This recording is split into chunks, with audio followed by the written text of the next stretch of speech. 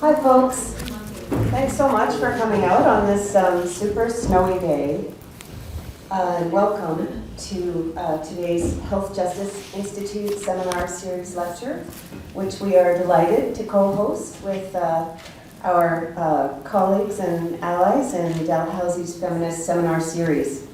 I'm Sheila Wildman, Associate Director of the Health Justice Institute. As you know, we meet in the unceded territories of the Mi'kmaq, Wolastoqey, and Passamaquoddy peoples, sovereign nations holding inherent rights as original peoples of these lands. We convene this series with respect for those inherent rights, mindful of our collective obligations under the Peace and Friendship Treaties and Section 35 of the Constitution Act 1982, which recognizes and affirms Aboriginal and treaty rights in Canada. We reflect further on the fact that African Nova Scotians are a distinct people whose histories, legacies, and contributions have enriched this part of Mi'kmaq known as Nova Scotia for over 400 years. Before turning the podium over to Simon Fisher to introduce our much anticipated speaker, Leslie Digdon, and a lecture that I anticipate will remind us of how our histories inscribe and live in the present, confronting us with harsh realities as well as alternative, more just futures. Before that, I invite to the podium social work professor Catherine Bryan to mark the recent passing of a Health Justice Institute and Feminist Seminar Series colleague, a strong inciter and connector among us, and a bright light that continues to guide, Eli Manning. Kat, welcome. Come on up, if that's all right. Yeah. And I just want to add, our catering is coming in a little bit late, I think. And I also want to say before leaving that many people couldn't attend today for one reason or another, and I want you to know we're videotaping this today, and colleagues up at St. FX, for instance, Katie Albrecht students, are really excited to watch the lecture later, as are many other colleagues and friends. So, Kat. That's great. So thank you, Sheila, and to the Health Justice Institute and Feminist Seminar Series for giving me the opportunity to mark the passing of our dear colleague and friend, Eli Manning. Eli was an invaluable member of both the Institute and alongside myself, Erin Wonker, Asha Jeffers, and Lisa Gamble, organized the Feminist Seminar Series for several years. I also was fortunate enough to work closely with Eli at the School of Social Work, and was equally fortunate, like many here, that our relationship extended beyond the boundaries of our work days. Eli joined the Dalhousie community in 2017. She was a member of the Dalhousie Staff and Faculty Disability Caucus and served on the DFA Equity Committee. She was also a visiting scholar in Equity, Diversity, Inclusion, and Accessibility in the Faculty of Medicine. So to our students and collective efforts, she brought an incredible depth of experience and expertise and an unparalleled ability to make tangible her principles. She was strategic and fierce and consistent. At the school, in addition to educator and trusted colleague, she was a long-standing member of our Diversity and Equity Committee and our Accommodations Officer. In that role, she facilitated the academic success so many of our students, working tirelessly with them to anticipate and identify and address barriers to their learning. She fought for accessible education. She was kind and generous, but she didn't back down, and she was not afraid of conflict in the service of ensuring more responsive, more empathetic, and more accountable systems. This fearlessness was equally present in her scholarship, situated as it was at the intersection of critical disability studies, queer politics, and health equity, as well as in her social work practice. And for her, these were deeply intertwined and equally illustrative of her capacity to think broadly and expansively and to ground that thinking in the relational work of caring and advocating. Eli loved her friends, all of them, her chosen family, her pups, and they loved her deeply in return. She was joyful despite her profound understanding of everything that was wrong and she poured that joy into her work, her friendships, and her relationships. She spent her final days in the care of her sister in a place that she loved, where she felt safe and seen. And so, anyways, Eli is very missed, and thank you again for giving me this opportunity. That's okay, you're fine. I think what we've already seen just in these last few minutes is that we here in both the HCI and the Feminist Seminar Series, we bring our work to our lives, we bring our lives to our work, and we bring ourselves as whole people to what we do here. And so it's in the same sort of spirit that I am truly happy and honored to introduce to you my dear friend and colleague, Dr. Leslie Digdon. Dr. Digdon is a social historian of medicine. I'm just reading from the page here. Medicine, health science, and technology, and is cross-appointed between the departments of history and the division of engineering at St. Mary's. Originally from Nova Scotia, Leslie holds a PhD in history from the University of Saskatchewan, a master's in history from here at Dal, and her undergraduate degree from down the road at Mount St. Vincent. I am really grateful to be able to introduce Leslie today. When I first moved to Nova Scotia a handful of years ago, a friend of a friend who was colleagues with Leslie out at Sask, it's like such a Canadian story for me, recommended that I reach out to her saying, you know, she does really cool history stuff and she's like the nicest person. This scholar was in the midst of efforts to decolonize the Western Development Museum in Saskatoon, which is no small feat, and so I was inclined to take her word for it. Both of these traits, the academic and the personal, are perfectly true.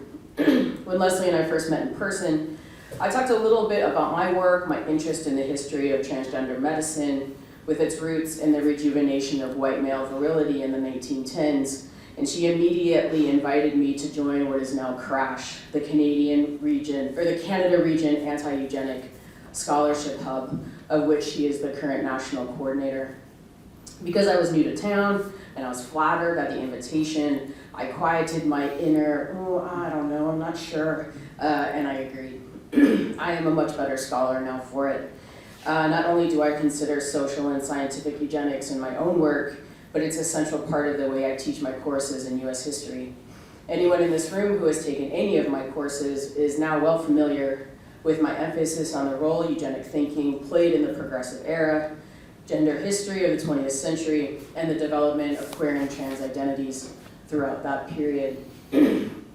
Leslie's upcoming book, The Best Blood and Brains, Institutionalizing Eugenics in Early 20th Century Nova Scotia, along with recently published articles in the Canadian Journal of History, and many more scholarly contributions address specifically the history of eugenics here in Nova Scotia, especially its transnational aspects, a field of inquiry largely overlooked in both maritime histories as well as the history of medicine in Canada more broadly.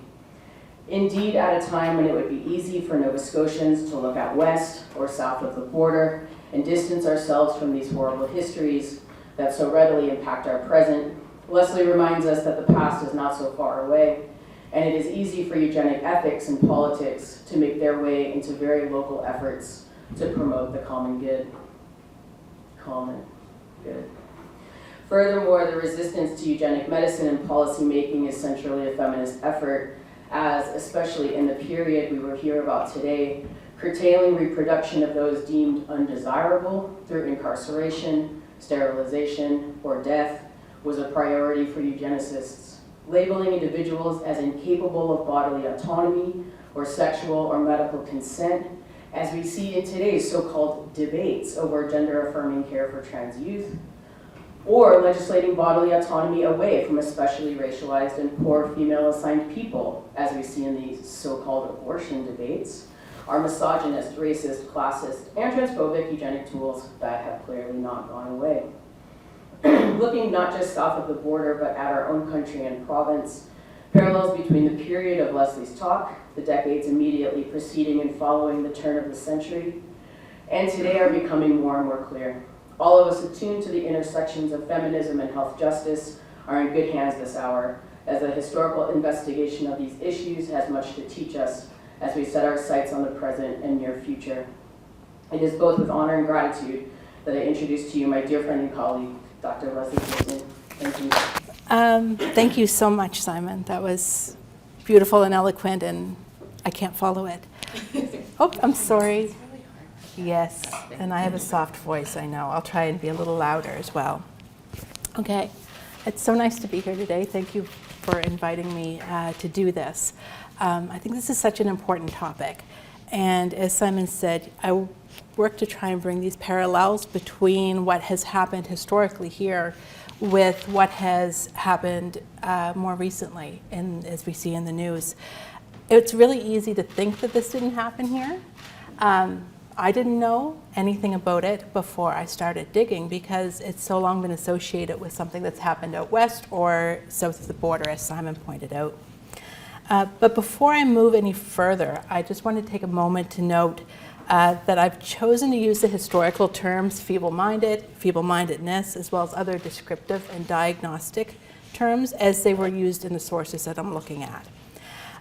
In doing so, it's so important to note that I'm not doing this to enable further stigmatization. I want to draw attention to the historical significance of this elasticity of the meanings and definitions of these terms. As Simon pointed out, these, with your air quotes, the undesirables, the feeble-minded, the deficient, they were as much social diagnoses as medical diagnoses.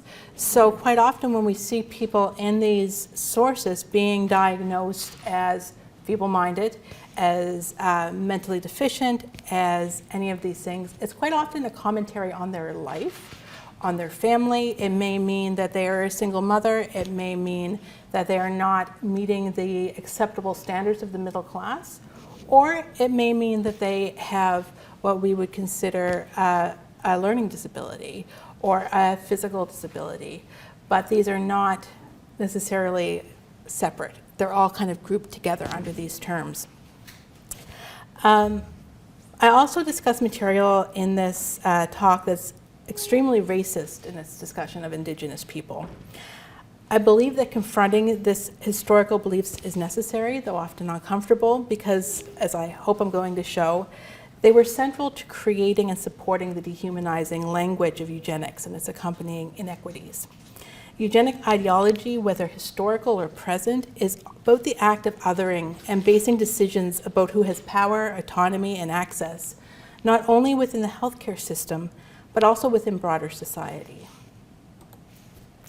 So I was introduced to the history of eugenics in the first year of my doctoral program by the brilliant Erica Dick, who later became my doctoral supervisor. I'd gone out west to work on something entirely different, and I did a 180 and found my home in the history of eugenics. She was researching the history of eugenic sexual sterilization in Canada, and in 2013 she published Facing Eugenics, Reproduction, Sterilization, and the Politics of Choice. Her study was focused on the use of sexual sterilization, sometimes coerced, often forced, of vulnerable populations in Canada in the 20th century. Always political, eugenic sexual sterilization laws are perhaps the most blatant abuses of power, both political and medical, legalized under the banner of eugenics in North America. In Canada, 2 provinces, Alberta and British Columbia, implemented sexual sterilization programs and performed surgeries on about 2,800 and between 200 and 300 individuals, respectively. The history began to come to light in the 1990s, leading to conditional restitution for some of the individuals sterilized in Alberta as late as 1972. Initially within this history of eugenics, regions like Nova Scotia were dismissed as not having engaged with eugenics because explicitly eugenic sexual sterilization laws were not instituted. In recent years, however, the historical study of Canadian eugenic policy and practices has expanded far beyond sterilization policies. In spite of its significance, surgical sterilization was not the only mechanism through which populations were controlled as a result of eugenic policy. The subjective nature of eugenic theory has allowed it to be defined by its ends rather than its means. As a result, liberal, conservative, social, medical, political groups have all historically appropriated and supported eugenics. It's been used to justify very different agendas by lending scientific authority to social fears, moral panics, racial doctrines, sterilization acts, coercive institutional sexual segregation, and immigration laws. By looking at these more nuanced definitions of eugenics, historians have explored the influence of eugenic ideology on policies related to institutionalization, segregation, public health campaigns, propaganda, and education reforms. Not always explicitly conceptualized or labeled as eugenic, we argue that these policies nonetheless served as tools to address regional problems and concerns grounded in eugenic fears. We know that certain sections of the population were disproportionately represented amongst the individuals affected by sterilization policies in Canada, namely members of Indigenous communities, persons with disabilities, women, teenagers, and young adults, with further disproportionate representation of individuals from poorer economic circumstances. These populations were targeted by eugenic-minded reforms in areas that did not legislate sexual sterilization as well. I grew up in Nova Scotia, as Simon noted. In the last decades of the 20th century, from the 1900s, it hurts a little, and the legacies of the actions and policies that I discuss in my work were normalized all around me. It was only in moving west and encountering Erica and her work that I began to question how eugenics might have impacted my home province. Once I started piecing together the answer, I was fascinated by how the socio-cultural and economic realities of provinces and regions had shaped eugenic ideology. It was adopted and adapted in demonstrable ways that use eugenic ideas, policies, and practices have had common ends. Yet the means have changed substantially based on both the resources available and the perceived problems at hand. So institutions and custodialism, which I spend a lot of time writing and talking about, hold a significant place in the history of eugenics.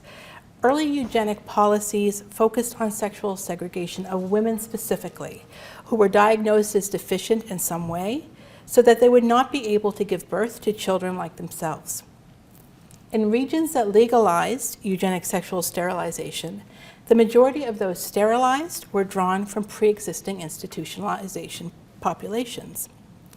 In areas such as Nova Scotia, where eugenic sterilization was neither legislated nor legal, though it was considered, custodial institutions were tasked with the care and containment of those diagnosed as mentally deficient or feeble-minded. As sexual sterilization became an option, with advances in medicine, proponents argued that it was more cost-effective to sterilize women and then release them to the community, where their labor could still be valuable. Opponents argued that reproduction was only one facet of the danger of so-called deficient populations. Just as these populations were believed by eugenicists to be more fertile, leading to rapid reproduction of their numbers, they were also believed to be more promiscuous. Sterilizing individuals made dangerous by their fertility, they argued, would only allow them to be more promiscuous without the worry of pregnancy. In turn, this would conceivably lead to the increased spread of venereal disease, which was also a significant concern of eugenicists, as it was believed to cause mental deficiency again in the next generation. To this end, areas that did not institute sexual sterilization should not necessarily be assumed to be more conservative in their approach to the implementation of eugenics. In some cases, they clung to institutionalization, despite being more costly in the moment, as being better able to prevent more of the ills that they believed to be associated with the targeted populations. Nova Scotian eugenicists fall into this latter group. The provincial population, medical community, and government officials readily accepted most aspects of positive eugenics, including education, propaganda, and preventative medicine, while also being strong proponents of institutionalization. In 1927, the provincial government enacted Bill 174, which amended the existing Children's Protection, Education, and Poor Relief Acts, and instituted the Nova Scotia Training School Act, which enabled the construction of the Brookside Training School. It was the culmination of decades and decades of work. And this is the Nova Scotia Training School here, both in a postcard form and an image of the boys' dormitory. The long road toward legislated institutionalization of a specific segment of the population spanned the careers and lives of many of 2 generations of reformers, and it had many moving parts. Provincial concerns surrounding unemployment, economic disparity, socio-cultural expectations and realities shaped the medical, educational, and legislative initiatives regarding eugenic theory over the first 3 decades of the 20th century. In Nova Scotia, the realization of eugenic reform required more than popular support. It needed an influx of funding, which I've discussed in other talks and papers, new forms of organization, and an effective method of surveying the population and implementing the proposed programs. This required the professionalization of medicine, something that was happening in the 19th century, and the medicalization and subsequent criminalization of mental illness, difference, and poverty. In May 1913, Alexander Reid, a physician, the first dean of the Faculty of Medicine at Dalhousie University, past medical superintendent of the Nova Scotia Hospital, and current provincial health officer, among other things, published an article titled Eugenics, the Sordid Scientific Side of Life. In this, he made an effort to show that eugenics had a utilitarian, if sordid, possibilities. Reid died in 1920, 7 years before the institution of the Training School Act, and 10 years before Brookside Training School was opened. The school was modeled on the New England and Wrentham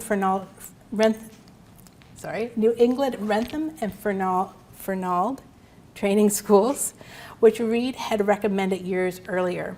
But there was no mention of Reid or his work, as another reformer, Dr. Samuel Prince, turned the sod on November 4th, 1929. I've spent a significant amount of time studying reformers like Reid, not to valorize their beliefs and ideas, but to understand how and why eugenics was able to take hold of both the public and the medical imagination, and find proponents among the most educated, powerful, and privileged men and women in Halifax, especially society. Today, eugenics is dismissed as a pseudoscience. We know that the means of inheritance and the traits purported to be inherited were largely wrong, though accepted at the time as cutting-edge science. But the ideas, prejudices, beliefs behind eugenics and the temptation to use these methods to solve perceived social problems, as we see, is still both alive and well. By examining Reid's reports and publications between 1875 and 1913, it's possible to see how his connection to this transnational discourse of eugenics that was going on, his professional experiences, and his personal concerns surrounding perceived social ills influenced the development and adoption of ideas he eventually labeled as eugenic. However, while he didn't adopt the term until 1913, he was actively investigating and writing about ideas surrounding heredity and fitness much earlier. Reid's not typical of your average Nova Scotian physician at the turn of the 20th century. There's a reason that he's caught my attention. He was a prominent figure both provincially and nationally. He was active in the efforts to reform medical education, medical practice, and the government's involvement in both. He's been described as both a medical genius and an eccentric by his biographer, Dr. Colin Howell. Has perhaps best described him as stating that he had an exuberant and sometimes naive faith in science. Reid's career as a medical student, a physician, a superintendent, and a health officer overlie this crucial period of medical, social, and institutional reform, both within the province and more broadly. He was an active participant in a transnational discourse surrounding the growing reliance on medical science to improve society. In examining his professional and public life, the goal should not be to cast him as a hero or a villain, though the temptation is there. Instead, he is representative of the convergence of these cultural beliefs, medical education, social fears, faith in science, and progress that is characteristic of the time and place in which he lived. His work can help us better understand how ideas about heredity, mental illness, and social responsibility became key components in Nova Scotia's adoption and implementation of eugenic policy. When Reid first began to write about the inheritance of traits, the rediscovery of Mendelian mechanisms of heredity, and the term eugenics were years in the future. Yet soon after its rediscovery, Reid became a vocal advocate of the work of Mendel. And by 1913, Reid was using the language of eugenics to describe the collection of ideas he'd been promulgating for at least 2 decades. Beginning in medical school at McGill, Reid contributed regularly to professional publications and continued to do so throughout his life. His nearly lifelong contributions to scholarly discourse, through publication and invited lectures for both public and professional audiences, show the evolution of eugenic ideology and the scientific understanding of heredity that came to affect Nova Scotia populations. They also demonstrate that the component ideas that are broadly recognized today as belonging to eugenics were already in circulation before Galton's work was popularized. In his 1913 paper, Reid only credited Galton with collecting already circulating scattered elements in a well-defined cluster and presenting them to the world under the name of eugenics. Both Reid and Galton were influenced by many scientific discourses that were swirling around them during the mid-19th century. Reid's earliest attempt to study human heredity, both qualitatively and quantitatively, was published 5 years before Galton coined the term eugenics.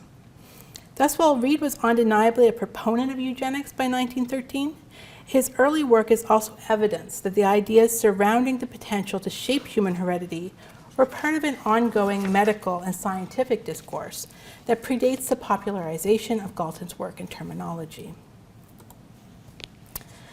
Faith in science, Victorian era racism, and fixation on nomenclature characterized Reid's attempts to classify the Indigenous people he encountered during a brief stint in Manitoba between 1860 and 1861. Having finished medical school and not yet settled in Nova Scotia, Reid reported his findings to the Anthropological Institute of Great Britain and Ireland, presenting the members with a Linnaean-like hierarchy taxonomy of 9 different supposed races of those he termed half-breed, found in the Western province. He included in his correspondence that the people he was studying opposed the term half-breed, just for your information. Published in 1875 in the Journal of the Anthropological Institute of Great Britain and Ireland, The Mixed or Half-Breed Races of Northwestern Canada was Reid's attempt to classify and categorize the First Nations populations of Manitoba. He relied heavily upon cultural and professionally accepted views about socioeconomic status, gender, and race. Reid proposed races that were differentiated by gender, socioeconomic class, and European lineage. He listed persons of mixed Indigenous and European settler heritage as mixed races that could be differentiated. The first was the Anglo-Saxon father and the Indian mother. The second was the French and French-Canadian father and the Indian mother. The third was the Anglo-Saxon father and the mixed Anglo-Saxon and Indian mother. The fourth was the French father and the mixed French and Indian mother. The fifth, the half-breed Anglo-Saxon and Indian as father and mother.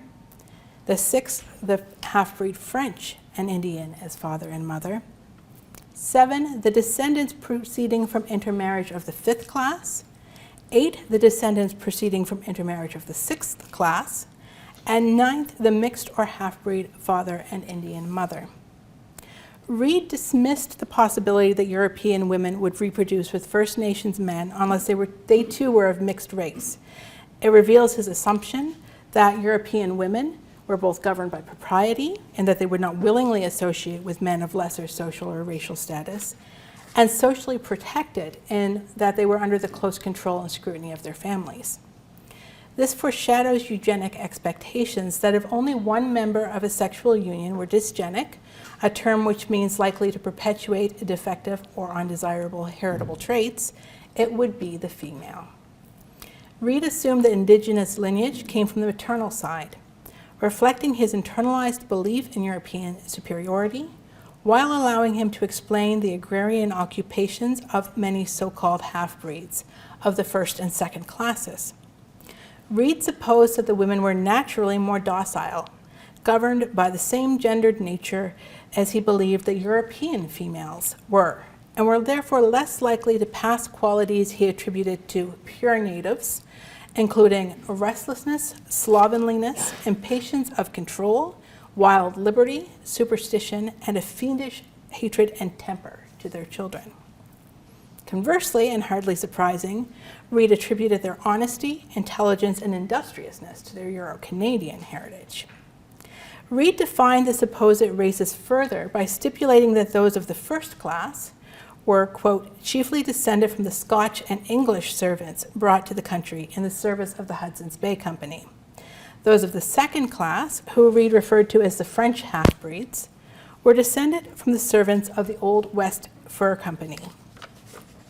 Reid's assumptions about socioeconomic class were further mirrored by eugenic ideology. He assumed that any individuals of European descent who had intermarried or reproduced with the First Nations population would have naturally been of low socioeconomic class. Reid's classist expectations are well in line with other contemporary British men and occasionally women of science. The famous studies by Charles Booth and Beatrice Webb, which were the foundation of Booth's Life and Labor of the People of London, suggested that people of lower socioeconomic backgrounds were likely to have more children and be less selective in mates, resulting in larger families and significantly higher population among the lower socioeconomic classes. Booth, Galton, and the influential English biostatistician Karl Pearson all presented seemingly scientific and statistical evidence that the condition of the poor was due to their dysgenic nature rather than social or environmental circumstances. And these ideas resurfaced throughout Reid's published work. Reid's hereditarian ideas continued to solidify after he moved to Nova Scotia in 1864, and he took the position of superintendent of the Nova Scotia Hospital for the Insane in 1878. Although not trained as a psychiatrist, Reid's views on mental disease and disorder were influenced by and similar to those of other superintendents across Canada and the United States. He assumed there must be both hereditary and environmental factors responsible for an individual's apparent loss of reason. For both those patients released as recovered and those classed among the chronic insane, Reid advised that they could be discouraged or prevented from reproducing their afflictions in the next generation. This concern grew throughout and after Reid's tenure as superintendent, and eventually it played a crucial role in his advocating for the adoption of eugenic measures in Nova Scotia in the early 20th century. In his earliest annual superintendent's report, Reid advocated for the adoption of a system of custodial care of the chronic insane, which he argued would ease the burden on Nova Scotia Hospital, while also keeping the so-called harmless insane, with whom he also included the so-called feeble-minded, custodially segregated and thus preventing the continued manufacture of the chronic insane. Reid offered examples of similar systems already in place in London, Ontario, the McLean Asylum in Boston, and the now infamous Willard Asylum for the Chronic Insane in New York State, demonstrating his familiarity with the medical literature surrounding insanity and institutionalization in Canada and the United States. He steadfastly believed in the application of science to the problems created by industrialized society and advocated for the recognition and use of expert knowledge. Eventually, Reid grew increasingly disenchanted with the asylum system. It continued despite his efforts to be more custodial than curative. He sought evidence of heritable and biological causes of insanity and feeble-mindedness. Reid's theories of social reform hinged on the inheritance of mental disease and disorder. However, proving the hereditability of these afflictions presented an ongoing problem for Reid and his contemporaries. Without a physical marker for insanity and mental defect identified, the only evidence that he could rely on were tentative family histories where other relatives had suffered from various types of mental affliction. Reid's much earlier racial classifications were based on quantitative history of descent. However, it was much more difficult to trace suspected hereditary predispositions to mental disease, deficiency, and degeneracy. Reid reported that friends and family of those admitted to the Nova Scotia hospital were less than forthcoming with their histories of mental illness within the patients' families, and often the best information that he could obtain came from the patients themselves. Reid was not alone in his pursuit of behavioral indications of heredity. By mid-19th century, asylum superintendents in England and the United States were collecting detailed histories of patients and composing tables of statistics in an effort to show that heredity was a predisposing factor to insanity, often allowing for an immediate cause, such as a traumatic event, a disappointment in business or love, or a physical illness. The discovery of a somatic or body-based cause for afflictions of the mind would solve this difficulty of diagnosis and possibly put to rest debates surrounding heredity. To this end, Reid pressured the provincial government to introduce institutional regulations that would normalize the autopsy of asylum patients, and stated in more than one annual report that the inability to autopsy patients served as an obstacle in the way of scientific investigation into the pathology of mental disease.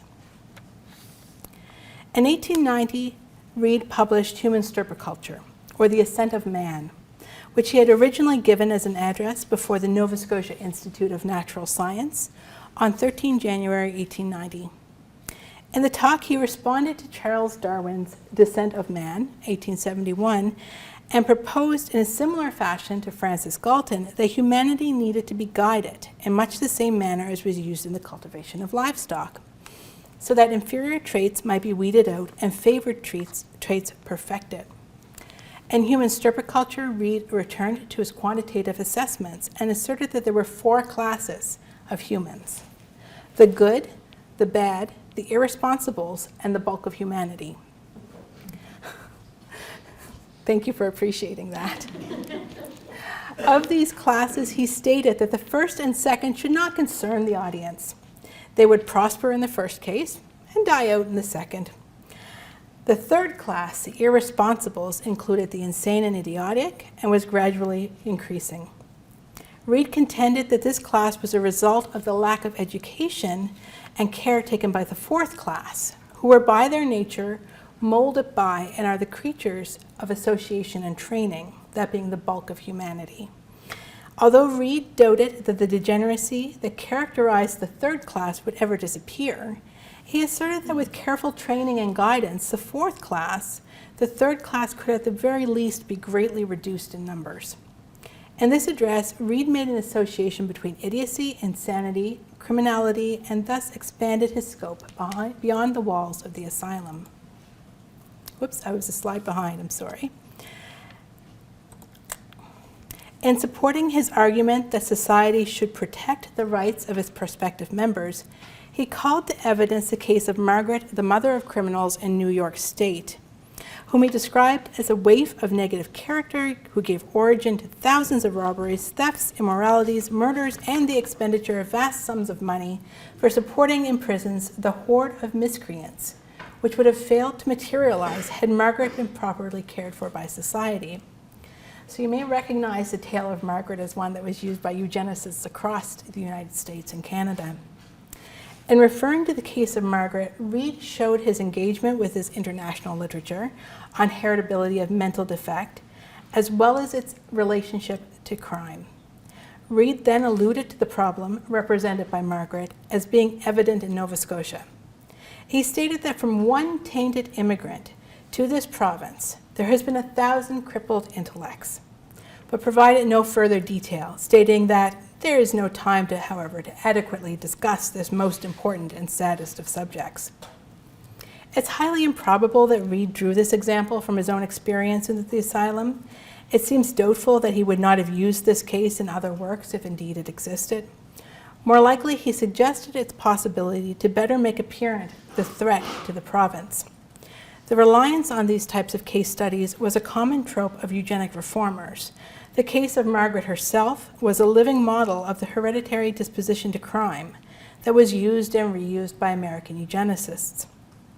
Years later, after Reid had died, the Canadian Association of Medicine Journal reported the case of a family named Smith from Cape Breton, who followed this same trajectory, and they counted the number of descendants who had been incarcerated, were in reform schools, had children out of wedlock, the entire list of supposed defects. Margaret and her offspring belonged to Reed's third class, the irresponsibles, whose existence the fourth class was blamed. Progenitors like Margaret represented the point at which society, the fourth class, could and should intervene. Had the feeble-minded girl been institutionalized and cared for, Reed argued none of her progeny would have come into existence. By preventing the birth of the irresponsible, the physical, emotional, and economic trauma that they would otherwise inflict upon their loved ones and society could be avoided. To this end, Reed proposed his first law of human stirpiculture, that those inheriting a defective organization should be prevented from perpetuating it. While the ideas contained in this paper are similar to those that Galton also propounded, it's telling that Reed chose the American term stirpiculture rather than use the term eugenic, suggesting that he may have first encountered these ideas in an American rather than a British context. Reed later adopted the use of eugenic to describe the same ideas, though, as mentioned earlier, he gave Galton credit only for assembling the component ideas. Reed's use of the word demonstrates that American as well as British ideas were already influencing the budding eugenic discourse in Atlantic Canada in 1890. The confidence with which Reed used the word, defining it only as the perfection of our race, and assuming that his audience would be familiar with its component ideas, suggests that he was aware of and actively participating in a pre-existing discourse that has since been labeled as eugenic. Finally, to return to Reed's 1913 article in the Public Health Journal, Eugenics: The Sordid Scientific Side or Life. In the article, Reed, whose byline identified him as the Provincial Health Officer of Nova Scotia, argued for the entertainment of eugenic ideas by those invested in public health from an economic standpoint. He stated that eugenic measures may conduce not only to public health and wealth, but to what is not of less moment, public morality. And he returned to the language of responsibility, warning again that Nova Scotian society was at risk of being utterly engulfed in the maelstrom of carelessness and ignorance, and advised that eugenics might serve as the guide that can safely pilot society to the safe harbors of health, wealth, and desirable possibilities. In the 23 years since he had presented his paper on human stirpiculture to the Nova Scotia Institute of Natural Science, the mechanism of inheritance had become widely known through the rediscovery of Mendel's work in 1900. Reed, an ardent supporter of Darwin's work, now also argued that Mendel's discovery must be placed on the same level as Darwin's natural selection due to its profound influence. Mendel had proven, in the words of Reed, that like produces like.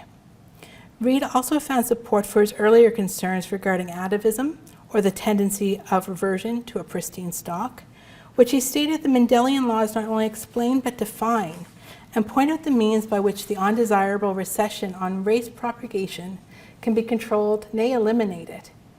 In eugenics, Reed continued to advance scientific solutions to social and moral problems. The British and North American social and clinical atmospheres at the end of the 19th century presented particularly fertile breeding grounds for ideas that were often labeled as eugenic after 1883. New ideas about the professionalization of medicine and the authority of physicians, the quest for the vectors of heredity, the exciting application of statistics to human populations, and the application of scientific medical expertise to society all enabled a role for medically trained men to become authoritative not only in their institutions of employment, but also in political and social spheres. In examining the progression of Reed's interest in the classification of humans and his desire to apply science to human society, we can find in him the spirit of an age. Reed's intellectual grappling with taxonomy, his desire to name and classify types of people, is characteristic of the generation of individuals who endeavor to define the language of social improvement and emphasize the role of science in society. Reid's work demonstrates the resultant transnational discourse surrounding heredity, institutionalization, and as he incorporated eugenic ideals that encompassed British, American, and Canadian principles, he proposed solutions for problems he saw at home, both within and without the asylum. Perhaps the most important part of this is to consider who Reid was. He was a member of the upper class. He was very respected. He gained the position at the Nova Scotia Hospital because the government saw in him someone who could go in and get a house in order, as the Nova Scotia Hospital had been in a bit of disarray. So throughout his career, he moved between these political associations, the medical associations, and his own sort of privileged existence. He was very, very concerned with women's place in the world. He wrote an entire paper discussing the reluctance of young women to go into domestic service, because he said that by not going into domestic service, these young women were not learning the skills they would need to be wives. He said they were going into industrial work instead in Nova Scotia's newest factories in Halifax.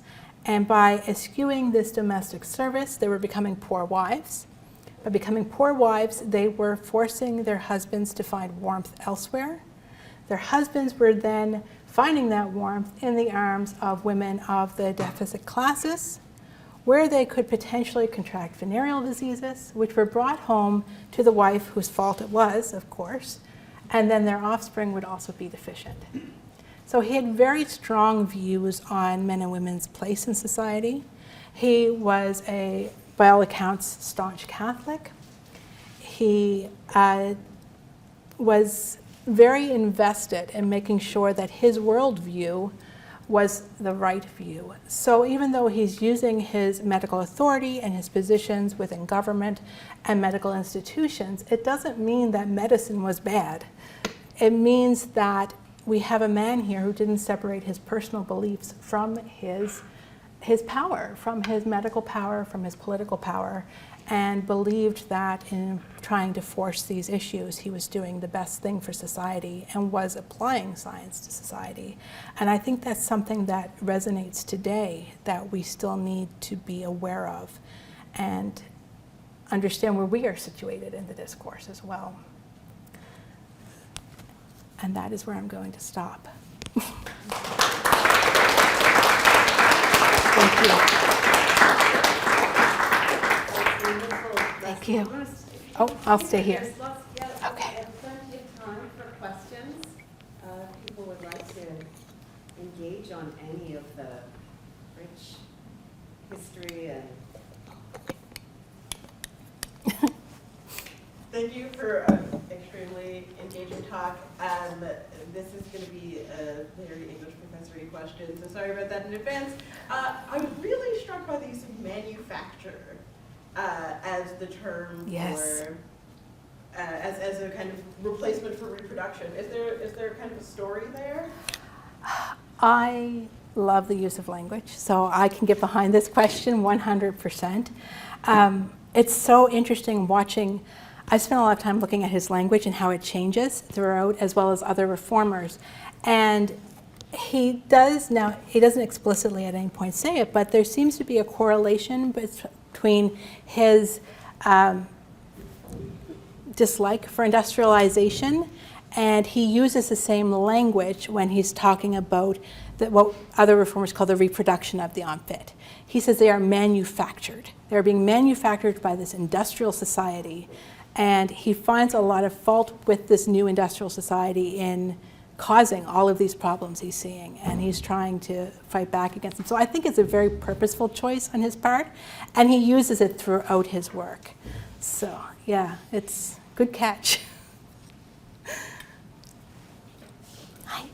Well, so what you pointed out, I think so aptly at the beginning of your presentation, that Nova Scotia didn't have, or I don't understand Nova Scotia to have had legislation on sexual sterilization like other jurisdictions, but that other means were found separating folks and otherwise trying to control sexuality. Yes. One question I have is whether you've uncovered anything in your research around the use of application of sexual sterilization anyway, under like without the legislative cover, but on various grounds, drawing from the kinds of thinking that you've, I have no doubt that I have no doubt that it probably happened.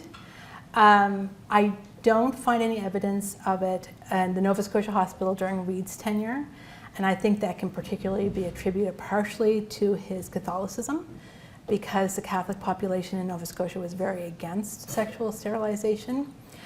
William Hattie, who also was at one time the superintendent of the Nova Scotia Hospital and later provincial health officer and provincial bacteriologist and another eugenic reformer, spoke about sterilization, and he said that they couldn't put it into force legislatively because it would harm public sentiment too much. So whether this was actually happening behind the scenes, I haven't found any accounts of, but knowing what happened in other districts, I wouldn't be at all surprised if it was, though it may have been recorded as being done for other purposes, would be my guess. Yeah. I've got another one. Oh, please, go Matt. It sort of dovetails with the last question, but if I've got his age right, it seems like he became the dean of the med school at 32. Yes. So I was just wondering if you could say more about where his power in the early comes from, and maybe it's these networks and He pattern just circles. seems to have come in as a force of nature. He arrived in Halifax, he joined the clinical society, he pioneered that to get going. He joined all the right clubs, he had the right, and from all accounts, he seems to have been a really engaging person, even though he was described as eccentric.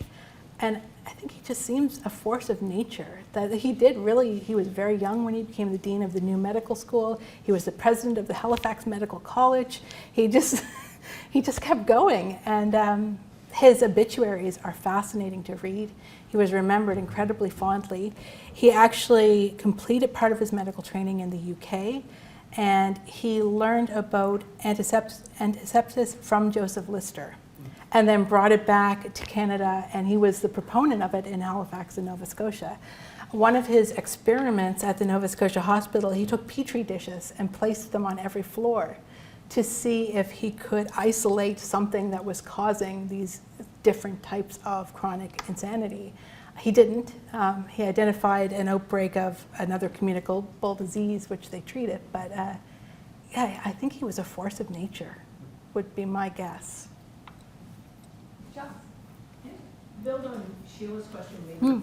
I'm wondering about the rates of sterilization that would show up as authorized because they were consented to by guardians, and that they were consented to by guardians in relation to the justification of the trauma of menstruation. Right? Because we saw that in the Eve case, and so it's fascinating that he was Catholic, and so they don't go there. But once you get out of that space, do we have records of authorized, non-voluntary, because they were deemed not to have the capacity to think for themselves in Nova Scotia, and that could be a part of this phenomenon?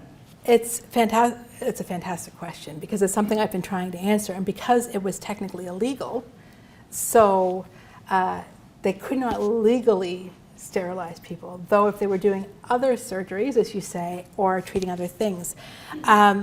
So I've spent most of my time with Reed and Hattie thus far, going up to about 1930. I'm currently working through the industrial school, Nova Scotia Hospital, and the training school records from 1930 forward, which I'm finding a lot of really interesting things, but not enough to be able to clearly say that that was happening for sure yet. Though again, I think it very much probably was. Hattie was also eccentric in his approach. They both credited insanity for postpartum, the word I can't say, puerperal reasons, for onset of menopause, climacteric was another one. And in both cases, Hattie insisted that they eat a lot of eggs, 14 eggs a day.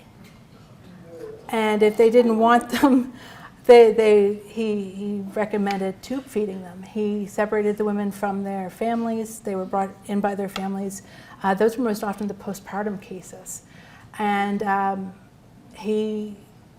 I don't know what his association between eggs and their curative powers are. I have been trying to find this for 10 years.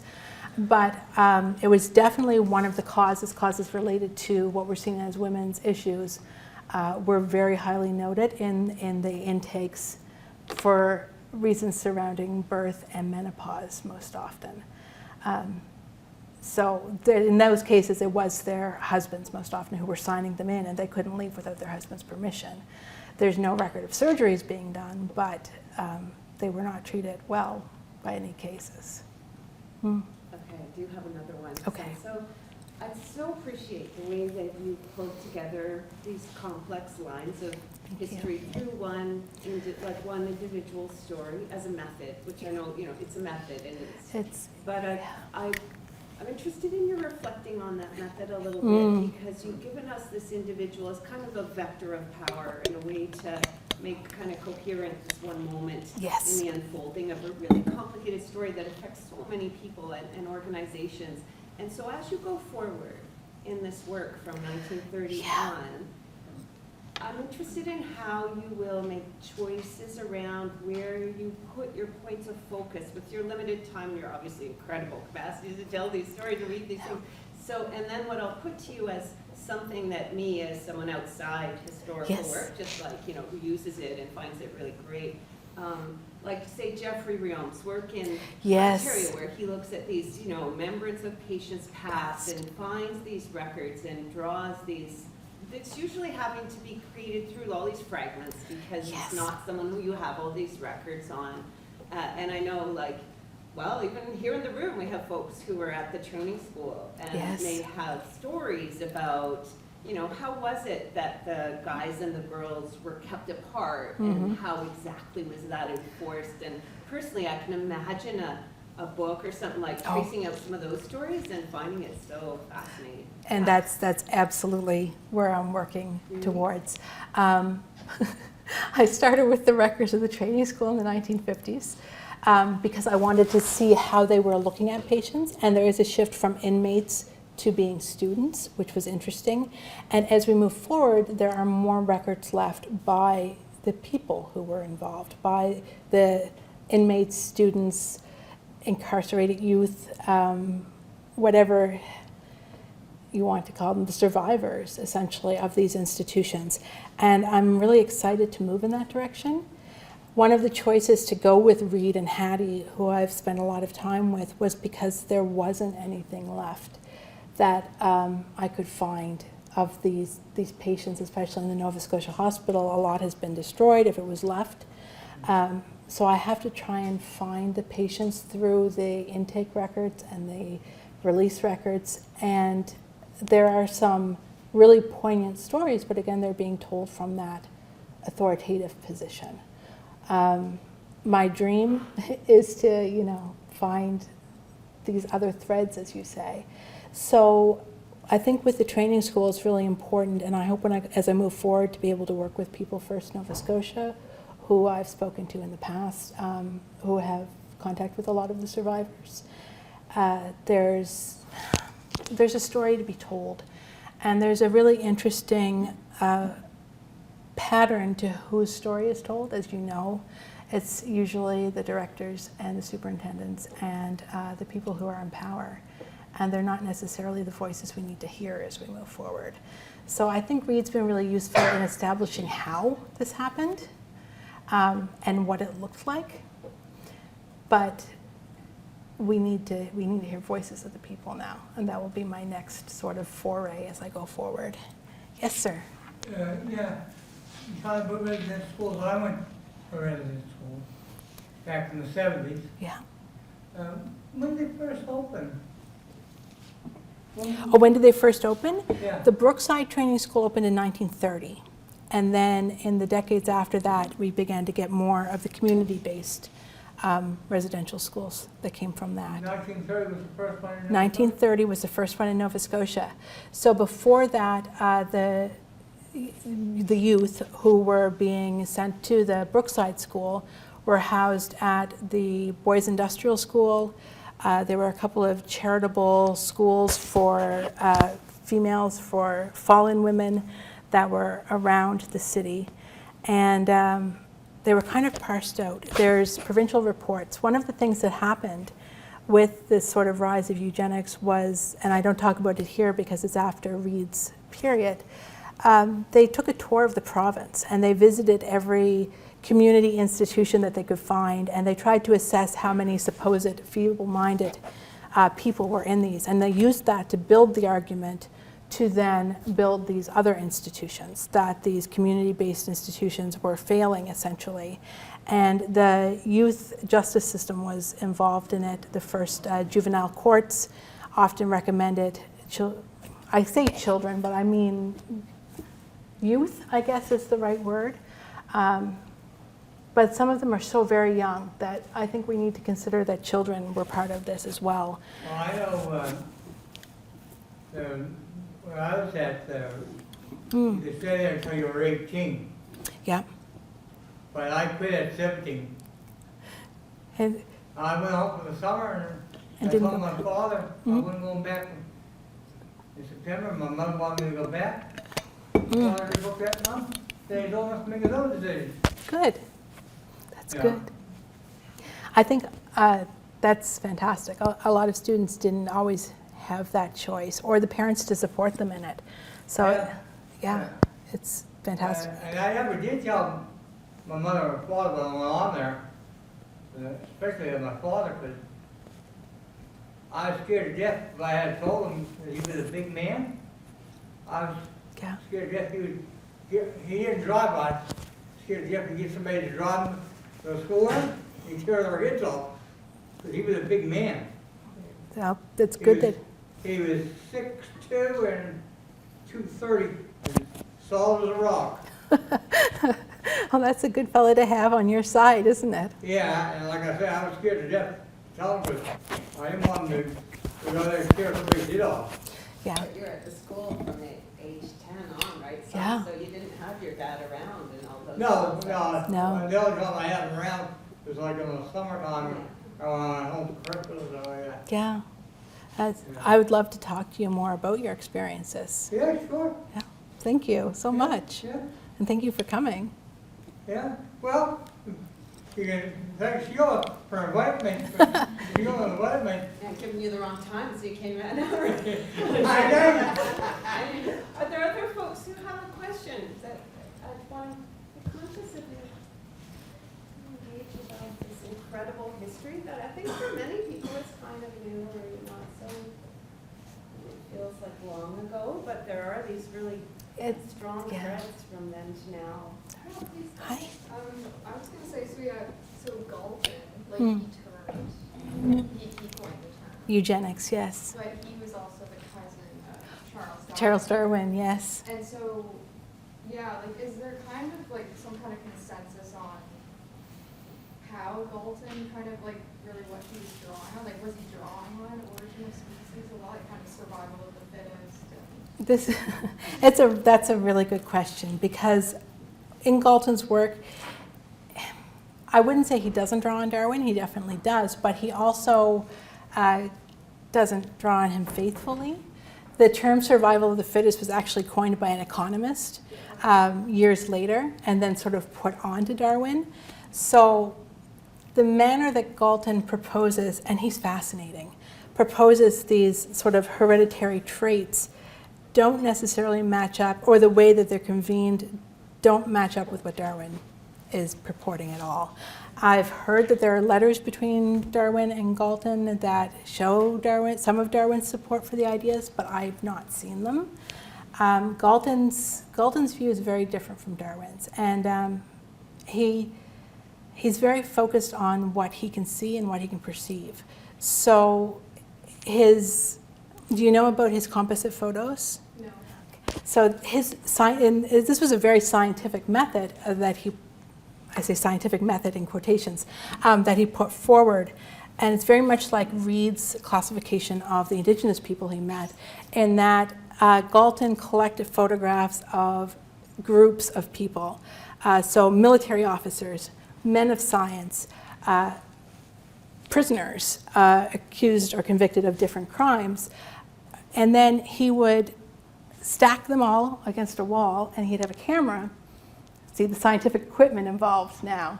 And he would open the lens on the camera to expose the first photo, close the lens, flip the photo, expose it again. So he'd make a composite of all these faces and then say that he could distinguish between a potential military officer, a man of science, a tuberculosis patient, a prisoner, or a criminal type by looking at them, because sexual offenders, he said, were more likely to have high cheekbones, and men of science had larger heads. So there's this sort of pseudoscientific observation-based, but it's so biased by his own views, and he's the source material. So I don't think we can say that he's really faithfully using Darwin in any way.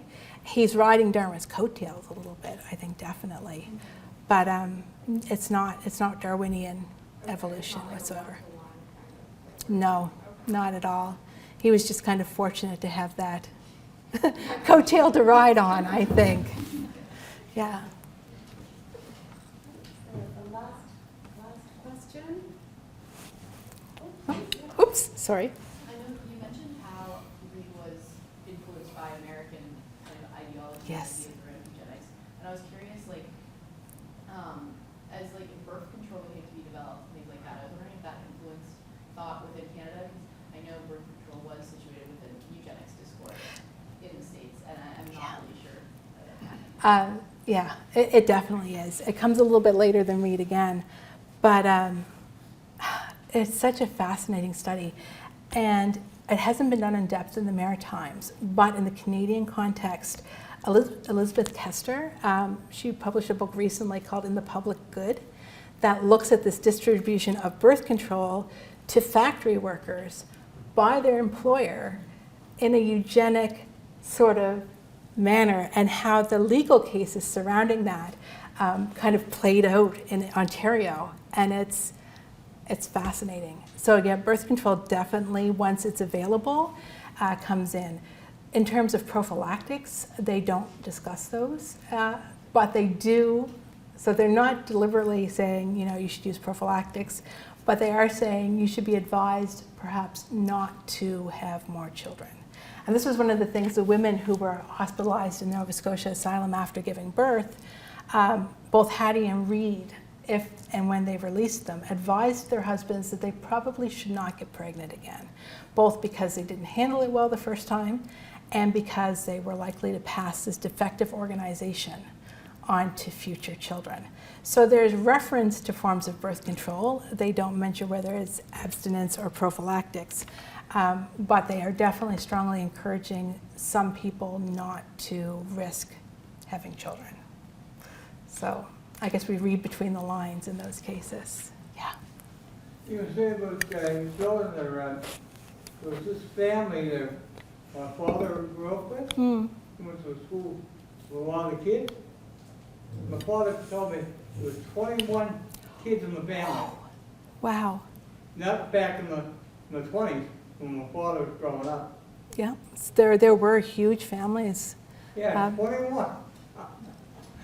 Well, I guess she handled it very well.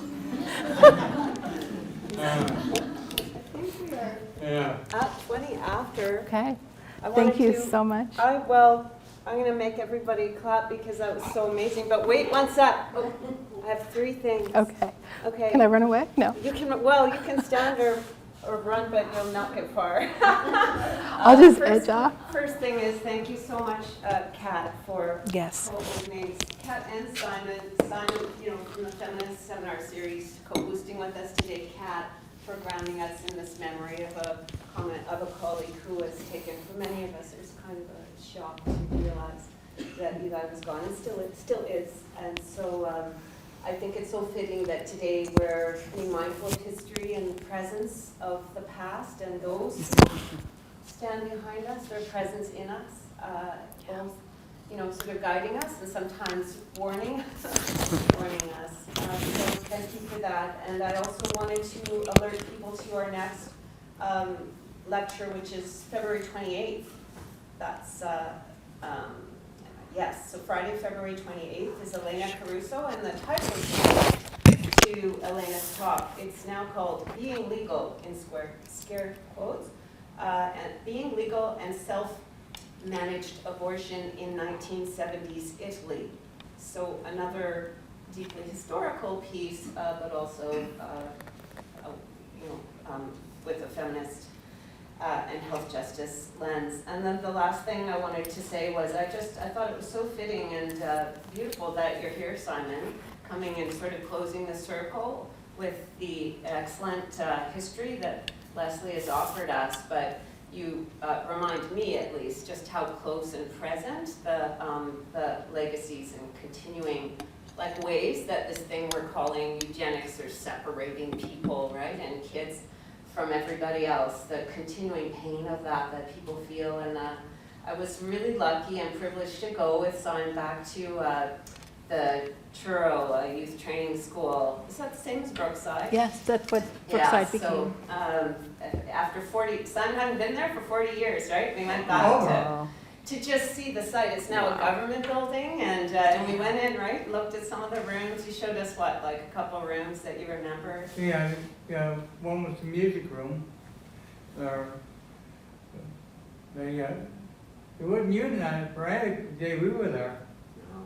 No.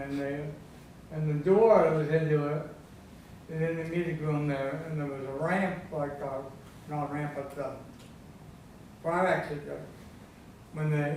When the truck from Holiday's Lumber, because that's who used to deliver lumber to the school, when that truck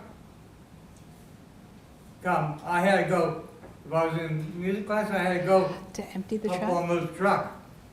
That was one of my jobs. Yeah. We got some beautiful photos that day. One of them, I remember, it's your hand on that wall, because they closed up a door to a former thing out of that music, remember? And you had your hand on the wall, and David took a beautiful photo of it. Yeah. I don't know, there's so much closed to us, but some things that are still open. And I love the idea of exploring those histories even further in the kind of beautiful way you did. And what was I thinking? Oh yeah, when we were last thing, it's just a memory of when we were there. Remember we were standing by those garbage cans, there were all these fans that they were trying to dry out all these old documents, and there were actually layers upon layer of the old map, of the blueprints of the whole facility and how it had changed. And we wanted to take them, remember that? And I was like, let's just take them. But we could tell that they were there, someone did want to dry them out. But then again, they were also in the garbage can. And it was so hard. David took a picture, but we didn't take them. It's one of the great regrets of my life is that you don't have those blueprints on your wall. You're big enough to put them in. Yeah. We'll go. Anyway, well, so thank you, Leslie, for dredging up all of this history. Thank you so much. Yeah.